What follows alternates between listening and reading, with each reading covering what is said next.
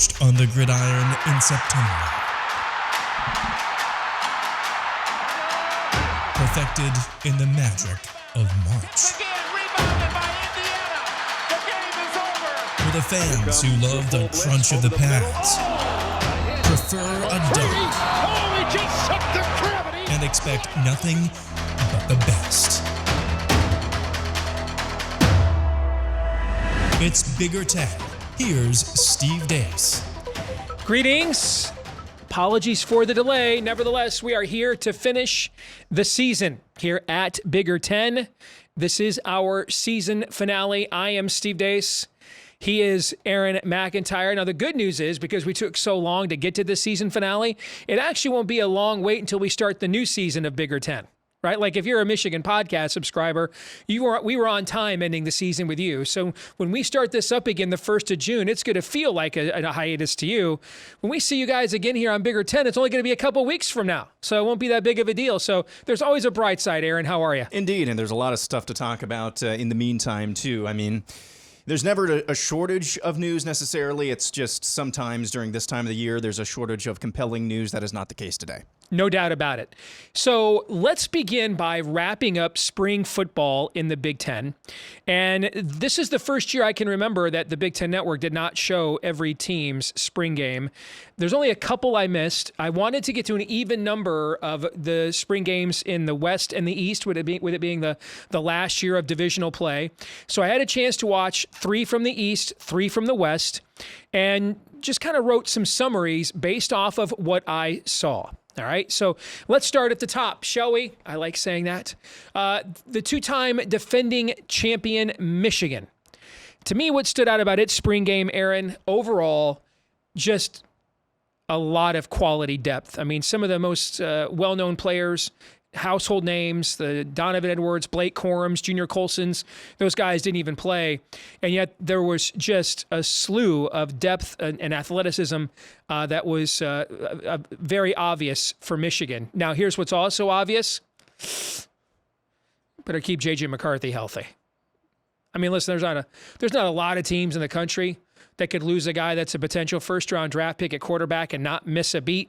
But let's just say I thought the drop between him and former Indiana quarterback Jack Tuttle, who's battling former walk-on Davis Warren for the backup spot, that, even in a spring game, brother, was very, very noticeable. But so keep him healthy. But for the rest of the team, this is as much depth and athleticism that this is what Michigan teams look like when I was growing up. You know, basically pre-Rich Rod, this is what Michigan football looked like for 30 years. Yeah, and you know, one of the things you talked about on the Michigan podcast, it just seems like Michigan has it rolling right now, and I kind of internally rolled my eyes a little bit because I'm like, don't forget, what was going on, 4 or 5 years ago. I have to remind myself that this is what Michigan is like, or has been historically, at least in the modern era. And it's hard to see really where you point to that you pull on this thread and things could get ugly pretty quick. You're now in a position, I believe, at least the Michigan football program is, it's basically, you've got all the pieces in place. It's just a question of maintaining a locker room culture, maintaining a culture of winning and excellence and expecting to win big games in big moments. That's basically what you're at right now, which is really, you can't ask for much more from a program. You really cannot. So I don't really know which thread to pull that would say, hey, this is a cause for concern. And, now you're potentially in play. We'll maybe talk about this a little bit later with Michigan State. You're potentially in play for one of their star players is what I saw recently as well. Well, we're one of 59 teams. One of 59 teams. Yeah, we'll get to that crazy story in a minute because it's tangential to the overall point when we get to Sparty. But let's talk about Ohio State. I thought the Buckeyes, man, talk about teams that just look good, the old term, getting off the bus. You know what I'm saying? I mean, there's a lot of guys there that passed the eye test, man. A typical arsenal of players for the Buckeyes, especially at the skill positions. So, I mean, a lot of these are names we don't know yet other than Marvin Harrison Jr., but if you're an Ohio State fan, I wouldn't be worried about that. Here's what I would be worried about. Kyle McCord did not establish himself at quarterback with Devin Brown sitting out injured. McCord barely completed 50% of his passes. Keep in mind, man, this is a spring game when it's designed for him to look successful. And I had a Buckeye fan come at me on our Bigger 10 Twitter account. Well, I noticed that you didn't mention J.J. McCarthy barely completed 50% of his passes. First of all, J.J. McCarthy has started 13 college football games. Kyle McCord, one of them, by the way, being a 20-point blowout of your team, dude. Kyle McCord has a career 190 yards passing. They're not the same.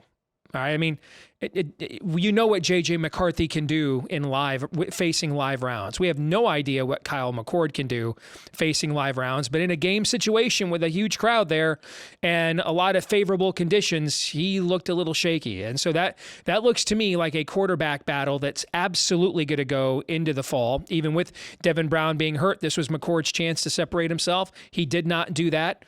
And I think there's been this notion that they'll just automatically continue this run of quarterbacks they've had with Dwayne Haskins and Justin Fields and C.J. Stroud. So 3 straight, first-round draft picks after the Big Ten hadn't had a single quarterback taken in the first round since Kerry Collins in 1995.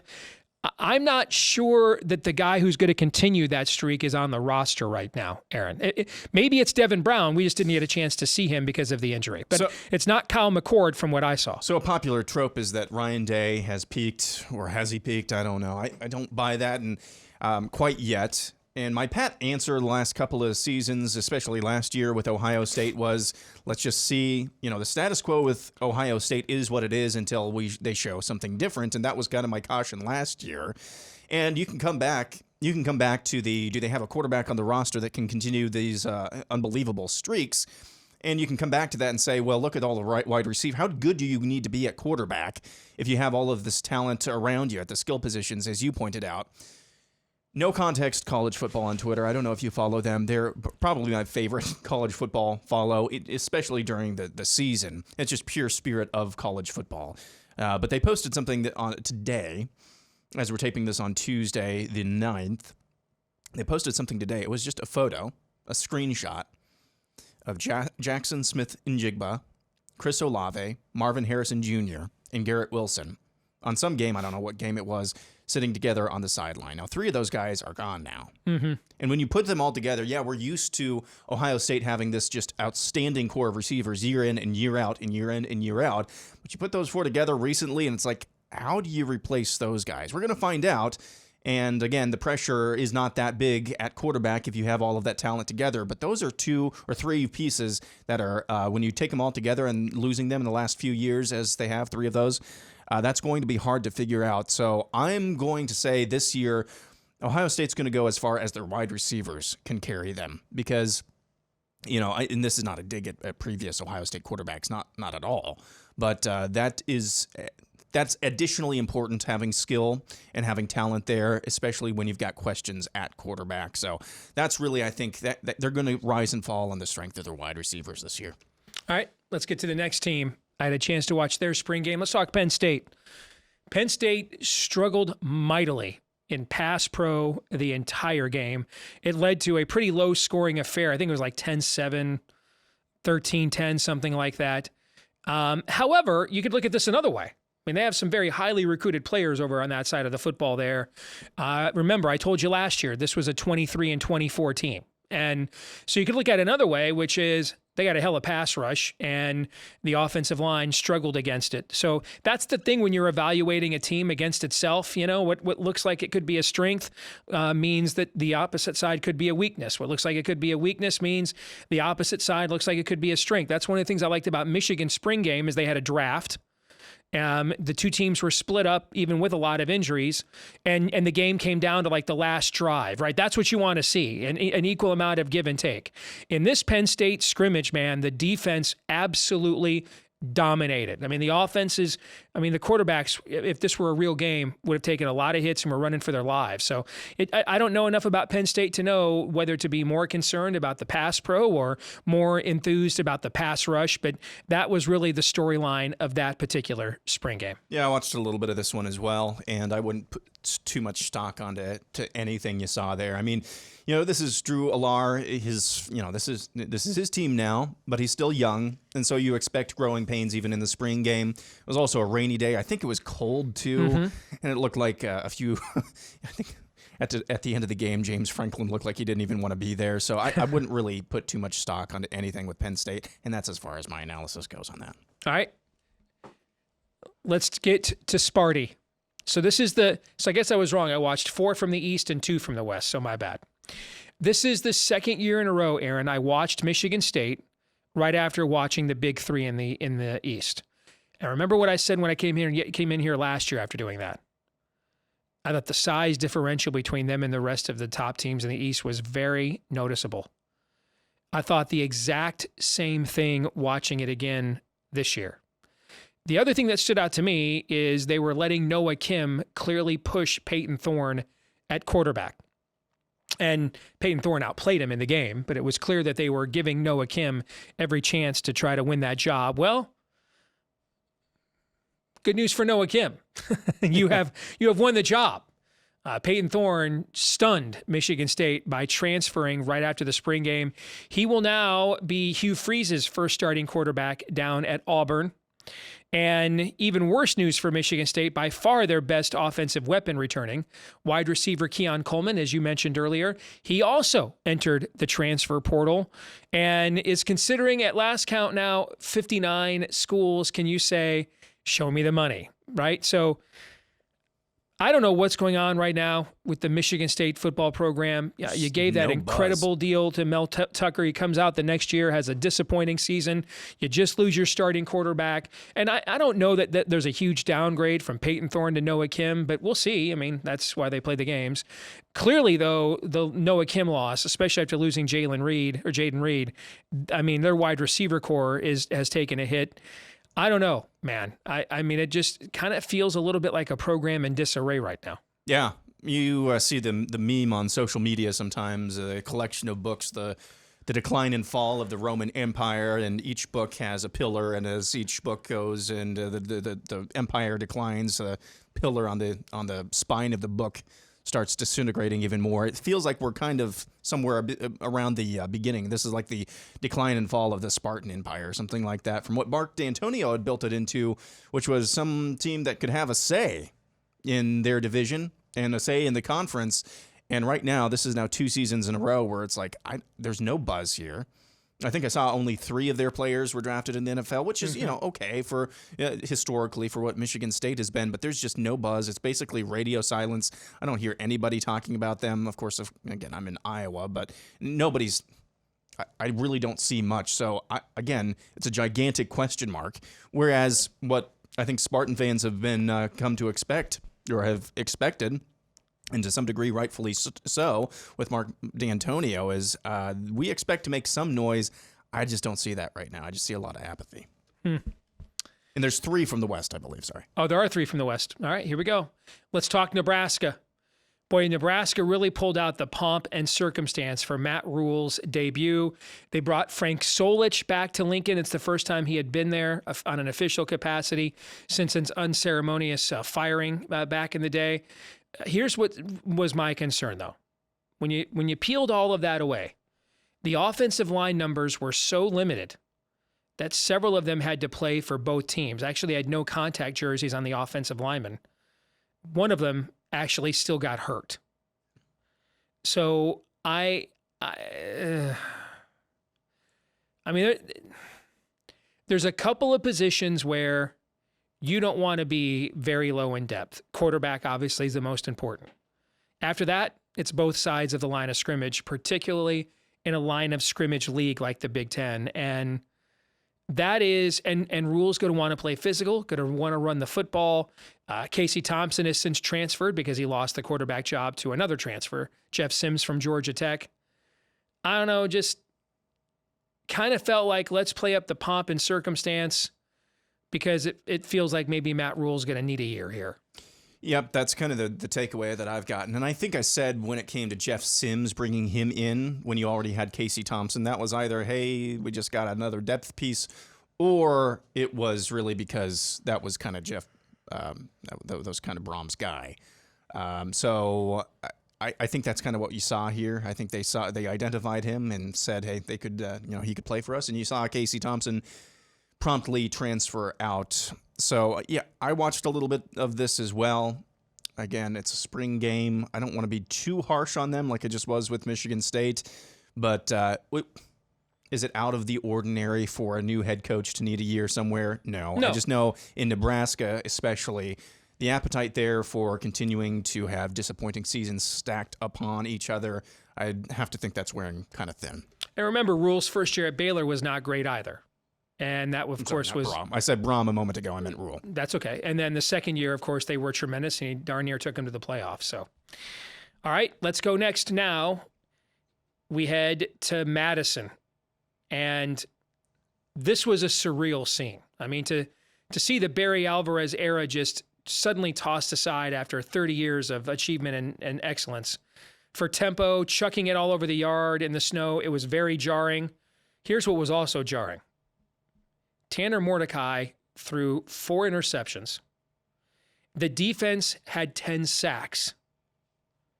That is not an ideal debut for the Phil Longo offense. It kind of reminded me, man, of when Rich Rod came in at Michigan with a brand new offense, completely different from the pro-style physical attack that had been, updated and evolved through time, but had it as its still, worldview, what Schembechler established when he arrived. And Michigan was out. They were doing some renovations at Michigan Stadium for Rich Rod's first spring game, so they had to have it at one of the local high schools, and another terrible weather game. They don't have a quarterback that can really run that offense, and it was just, the Steve Krill, gif, like, uh-oh. And if you go look at what Tanner Mordecai did at SMU when he was playing against Power 5 teams, that's where most of his interceptions came from, actually. It wasn't against Group of 5 squads. So I don't know. And people are going to say, well, look at the weather, Steve. Guys, it's Madison, Wisconsin. All right? I mean, they're going to see that kind of weather when we play actual games that count. I was very concerned by what I saw, actually. I would be slowing my roll on the idea of Luke Fickell winning that division in his first year based on what I saw. Yeah, this was one that I did not have a chance to catch much of. I saw it was fairly high scoring when I kind of glanced over. Using the defense to score points too. Yeah. Yeah, so I'm not sure what to make of this. I would just say, if I'm a Wisconsin fan, pay close attention in the early part of the schedule. Where are your fundamentals at? Because in this division in particular, that's basically you're going to rise and fall on that. I appreciate their attempt to zig when the rest of the division is zagging, but you still have to be strong in the trenches, and we just did not see that much from that game. We're just from what you said there, and just watching the limited amount that I did. So if you're not strong in the fundamentals, you're going to have a really difficult time. No matter if you have talent or if you have a scheme that can maybe take advantages of things in the other in the opponent's defense, and not something that they're used to seeing all that much, but. I would really be kind of slowing my roll right now if I were super high on Wisconsin. And by the way, maybe we'll talk about this a little bit more. Their win total is at 9, last I checked. Their win total is at 9 for the season. And, given the division, that's not out of the realm of possibility, but I'm not really seeing that right now. Now, of all the spring games I watched, I think 7 of them. This was the one game because, I was very intrigued by him coming in and this was the one that had me rethinking my expectations for the team coming in more than any other. All right, let's get to one more here. Let's talk Minnesota. Minnesota split up its teams evenly, and when you do that, man, they got just what they wanted. A close game, came down to the wire. Both of the new quarterbacks played well, so both offenses played well. Both defenses, though, also gave up a lot of chunk plays and points. So this was kind of the opposite of the Penn State game, where you're like, man, that pass pro was brutal. On the other hand, that pass rush was fierce. watching Minnesota on both sides of both the maroon and the gold on the offensive side, you're like, wow. Even without Mo Ibrahim and some of the names, Chris Ottman-Bell, some of the names we've come to know the last few years, these guys are lighting it up. On the other hand, you then realize, well, you lost a crap ton of guys on defense, and maybe it's more about where the defense is at. So I think that's a team that also, but I will also say this, physically, Yeah. they look like a developed program. Do you know what I'm trying to say? Yeah, I mean, that was the thing that stuck out to me. And I caught about the last quarter of the game. They looked very physically intense, and they looked engaged, which it was a close game, so you would kind of expect that. Also, they were playing in their indoor facility, blessedly for them. Aprils in Minnesota are not exactly fun, but they looked very engaged, very intense. We'll see if that can translate over into the regular season. And I thought the body types looked like they had been through a few years of development. Like they were, like maybe there will be some production drop off, but like there's a real program established there. Like those guys are physically ready to step in and play. The inverse of Michigan State. Yes, that's another good way of putting it. All right, there's a couple of more items we want to touch on before we head out and say goodbye to this season of Bigger Ten. We'll do that right after this.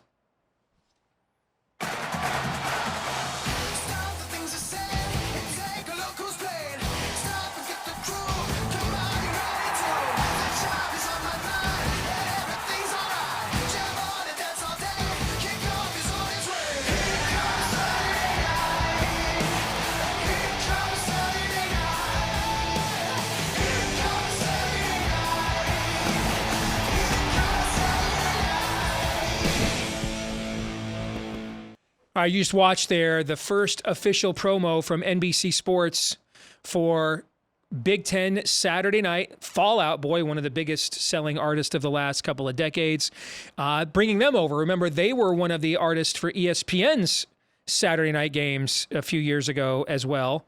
And so they bring them over to usher in a new era with NBC and college football, particularly the Big Ten.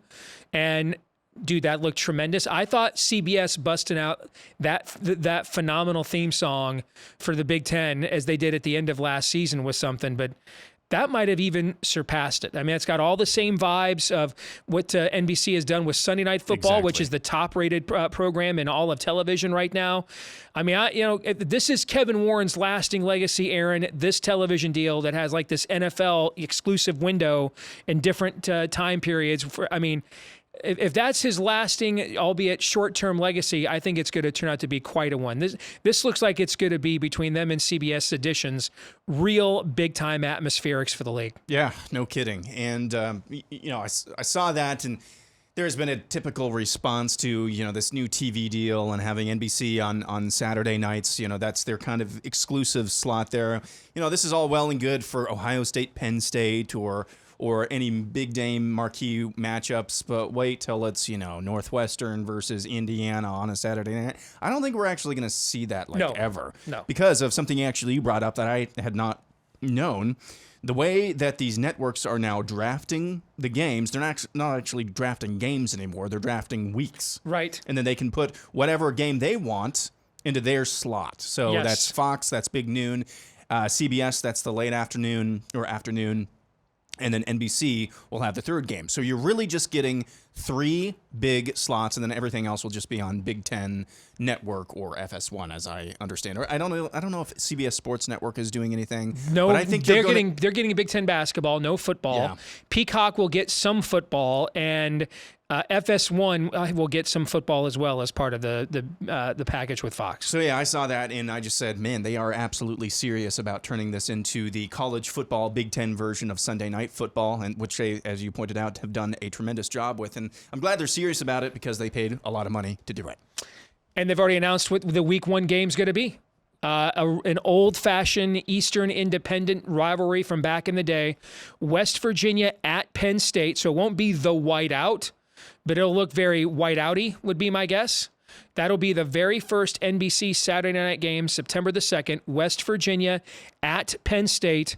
And I think the atmosphere for that will be absolutely tremendous. And the other thing, we mentioned this at the time, NBC and CBS, in terms of the quality of their graphics package and their HD and 4K, are the two best linear networks, I think, in the country. Agreed. For sports. And so for us to, you're going to see the difference in picture that you're going to see on CBS and NBC compared to like the ABC game in your area when ABC would get like a noon game. And sometimes you ask yourself, is this even in HD? You aren't going to be wondering that when you see these games on CBS and NBC. They are, from a presentation visual standpoint, going to definitely be superior to what we have been watching the last few years with ABC and ESPN. All right, final thing before we get out of here. And at the time that you and I are taping this is a still developing story. And so, we don't have much in terms of specifics unless you do. I don't. But I wanted to make sure we discussed what was announced at the University of Iowa. What is it now, up to 26 players 26 and support current players, yeah. Current players and support staff involved in it. The assumption is betting on sports other than their own, correct? This is my big take, and then I'll let you get the last word. I would be very hesitant if you're a fan of another Big Ten school. I'd be very hesitant to try to make any hay off of this, okay? Because something tells me they're going to look under the hood and see this going on at a lot of places, and I don't think that this is a uniquely University of Iowa problem. Well, Iowa State University announced they were doing a similar Right. investigation the exact same day. Not our conference, but, still in-state school. Yeah. So, right, if I hope that every other school in the league right now is calling all their players together and saying, hey, we can't afford for to not make a bowl game because you get suspended a few games, or to not make to not play for the Big Ten championship before you get suspended a few games. Because I would imagine, with how abundant and plentiful this is not a unique circumstance at just the University of Iowa. So be very careful about glass houses and stones and that whole thing. Aaron, you get the last word. So on the Iowa story, there were 111, I believe, individuals they're looking into. The vast majority of them, from what the statement said, were student, staff, or former players, or those that actually don't have any affiliation with the athletics department. So I don't know why they're included in that. All of this seems really weird and murky to me. But yeah, there are 26 current student athletes, 26 current players across a variety of sports that are being investigated in this. I did see one of the poobahs at the Iowa Racing and Gaming Commission came out today, as we're taping this on Tuesday the 9th again, said, unlike the Alabama LSU baseball thing, there were no threats to the integrity of the market, meaning there were no inside information, inside bets that they could see that were being placed. That was not the case in the LSU or Alabama, I should say, scandal with their baseball coach. So there's that as well. It's just there's rules, though, and you got to follow those. He also said, and this stood out to me as well, and I would just, if I were one of those administrators or one of those athletic directors at another school that you just said, get all your players together, give them a come to Jesus talk, I would also point to this as well. These racing and gaming commissions and the sports books in real time can actually have a system of flagging bets. Hey, that's suspicious. Mm-hmm. And that's how they actually caught. That's actually how they caught the Alabama. That was the implication anyway. That was how they caught the Alabama scandal. Yeah, someone tried to bet like $100,000 on a college baseball game or something. Yeah, and it came to fruition or something like that. So they can monitor in real time. To get into a sports book, to sign up at a sports book, what do you have to supply? You got to supply your ID, even if you can do that remotely now. So they know who all of these people are. They have lists. There's a lot of money at stake. They know exactly who you are, where you are, and how much money you placed and on what bets you placed. There's no way in hell that you can get away with this. The rules are what they are. They are what they are. You can't bet on sport. I don't know specifically what they are. If you can't bet on sports in general, or just bet on your own sport that you're playing. I would imagine it's just betting in general, because that ecosystem is all interconnected, and so I would guess that you cannot bet in general. But rules are what they are. They're going to find you. You will get caught, and it's a cautionary tale for sure. Let me throw one more thing out there. I said I was going to give you the last word, but I want to get your take on this because I think this is a circumstance that could happen anywhere in college football. When you start talking about, especially with today, who knows, at a Power 5 school, who knows what scholarship limits really matter with NIL? Like Michigan's got several guys that aren't on scholarship right now that factor prominently on the roster, and NIL is just paying for their education. All right, so we're talking 100 players. What is it? 8 coaches. How many analysts? Support staff. All right. There's a lot of people in that have intimate knowledge of a football program. And then they all have associations and networks amongst themselves, family members, friends, etc. The third assistant equipment guy, likes to sound like he's really important, or says to his cousin, yeah, so-and-so, I ain't flying to so-and-so because, he's questionable, but he's not making the trip. And all of a sudden, out of nowhere, on a Thursday night, that's most teams' travel day in the Big Ten, right? Thursday? Mm-hmm. All of a sudden, on a Thursday night, and that's a heavy betting night. There's college football games on Thursday night. But all of a sudden, on a Thursday night, someone gets down $500 on blank versus blank game because they know that guy who's questionable didn't make the trip. Or they know some guy that wasn't even listed as on an injured report, because a lot of college teams don't even have an injury report. They know that a guy isn't making the trip and he isn't even being speculated on. Do you see where I'm going with this? Yeah. I think the tentacles of this, are nearly infinite.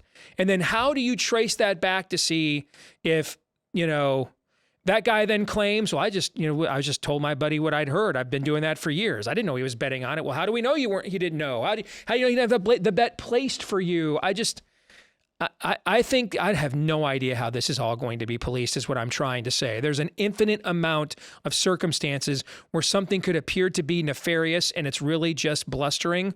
And then it could be blustering and it's really nefarious, right? I mean, that's what makes the Alabama situation so interesting, is it was so obviously stupid what they tried that they deserve everything that they're getting. But there's a lot of subtle ways this could go down, Aaron, that I don't know how you'd police that. So sports books have and the casinos, they know all. That's why they're ahead of this. That's why they're ahead of all of this. What was the example the other day? Oh yeah, it was the Michigan news that they're getting Caleb Love. I was looking at future bets for Michigan for NCAA basketball, and I saw that they were at I can't remember exactly what the number was, but they were in the top 10 to win the entire thing next year. After losing all of these transfers, that doesn't make any sense. And then 2 days later, Caleb Love is transferring to Michigan. Mm-hmm.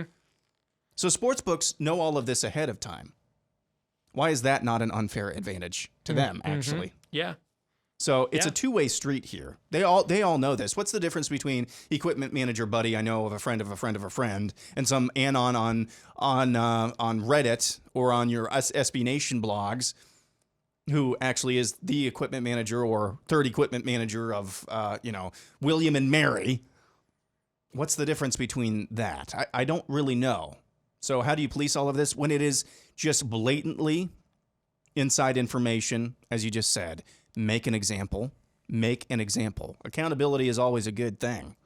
When it's something that's just did anybody really lose out on this? Okay, if you're betting $100 or $20 or $25, consistently winning in one game, is the book really hurting that much? No. If you're betting $500, 5 times a week on 5 different things that you have inside knowledge on, you can start to hurt after a while. Yeah. So I don't know either, but I would say in blatant scenarios, accountability is always a good disinfectant. Well said. That'll wrap it up for another season of Bigger Ten, but don't fret. It'll only be a couple of weeks before we are back yet again. Folks, College Football Magazine is going to start hitting the newsstands here in just a couple of weeks. All right, we are only about 90 days until training camps open in the NFL. Aaron, you mentioned we're about 100 days until the NFL Hall of Fame game. What are we, about 70 days until Big Ten Media Days? So it will be here before you know it. Thank you for putting up with us again for another season right here on Bigger Ten. For Aaron McIntyre, I'm Steve Deace. Don't wish the summer away, but we look forward to seeing you again soon right here on Bigger Ten.